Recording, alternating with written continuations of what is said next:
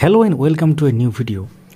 নতুন নিয়োগে অনেক সমস্যা হতে পারে, কারণ আপনারা জানেন যে সুপ্রিম কোর্টে ওবিসি মামলা কিন্তু পেন্ডিং আছে এবং এই ওবিসি মামলা নিয়ে গুরুত্বপূর্ণ যে খবর সেটা সামনে এলো, যেটা আপনাদের সকলেরই জানা উচিত। রিক্রুটমেন্ট প্রসেসকে ত্বরান্বিত করতে বা এগিয়ে নিয়ে যাওয়ার জন্য এই মামলার ফাইনাল জাজমেন্ট কিন্তু খুবই প্রয়োজন।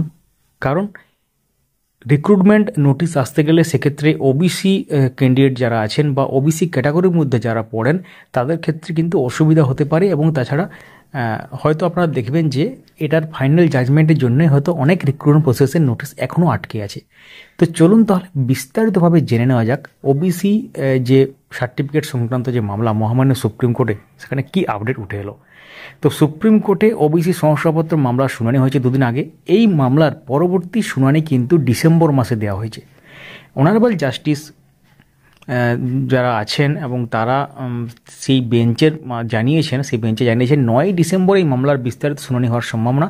এবং শুক্রবার রাজ্য সরকারের আইনজীবী সুপ্রিম কোর্টে বলেন যে 77টি অনগ্রসর শ্রেণীর শংসাপত্র খারিজ করে দেওয়া হয়েছে। এর ফলে নিয়োগ প্রক্রিয়ার সমস্যা হচ্ছে, তাই কলকাতা হাইকোর্টের নির্দেশে স্থগিতাদেশ দেওয়া হোক, পাশাপাশি চলুক শুনানি প্রক্রিয়া। অর্থাৎ যেটা শংসাপত্র যে খারিজ করার ব্যাপার কলকাতা হাইকোর্টের রায় হয়েছিল, সেই রায়ে স্থগিতাদেশ দেওয়া হোক, অর্থাৎ টেম্পোরারিভাবে একটা স্টে দেওয়া হোক বা কিছুটা করা হোক, যাতে নিয়োগ প্রক্রিয়া পাশাপাশি চালানো যায় বা প্যারালালি চালানো যায়। অর্থাৎ আপনারা জানেন যে প্রাইমারি, আপার প্রাইমারি, এসএসসি নতুন যে রিক্রুটমেন্ট প্রসেসের নোটিশ কিন্তু এখনও পর্যন্ত নতুনভাবে আসেনি।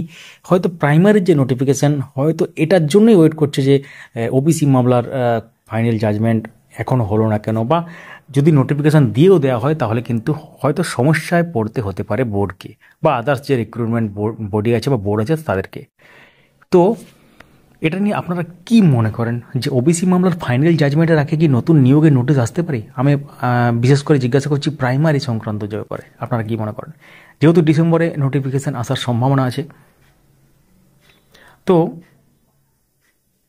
ব্যাপারটা হচ্ছে আইনজীবী যেটা জানিয়েছেন, অর্থাৎ রাজ্য সরকার আইনজীবী, যে 77টি অনগ্রসর শ্রেণীর শংসাপত্র খারিজ করে দেওয়ার ফলে নিয়োগের ক্ষেত্রে যে সমস্যা হচ্ছে এবং সেটা সুপ্রিম কোর্ট শুধু সুরাহা দিতে পারে, স্থগিতাদেশ দেওয়ার ব্যাপারটি বিবেচনা করুক, তারপরে মামলার মূল বিষয়ে শুনানি হোক।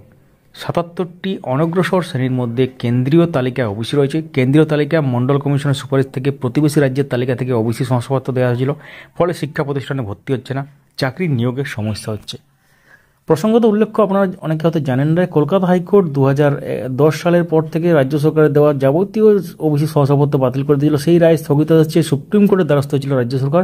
সেই মামলার শুনানি চলছে দেশের সর্বোচ্চ আদালত মহামান্য সুপ্রিম কোর্টে। তো গুরুত্বপূর্ণ একটা ব্যাপার উঠে আসবে, পরবর্তী যখন আপডেট আসবে আমরা চেষ্টা করব আপডেটটা নিয়ে আসার। ভিডিওটি চারিদিকে ছড়িয়ে দিন, লাইক করুন একটি, এবং যারা নতুন দেখছেন আমাদের এই চ্যানেলটিকে সাবস্ক্রাইব করে পাশের বেল আইকন প্রেস করে অল করে দেবেন। তাহলে ডেলি যে এক বা একাধিক ভিডিও আমরা শেয়ার করি গুরুত্বপূর্ণ টপিকে, সেগুলো মিস করবেন না। যারা ফেসবুক বা আদার সোশ্যাল মিডিয়া থেকে দেখছেন পেজটিকে ফলো করতে থাকুন। Thank you so much for watching.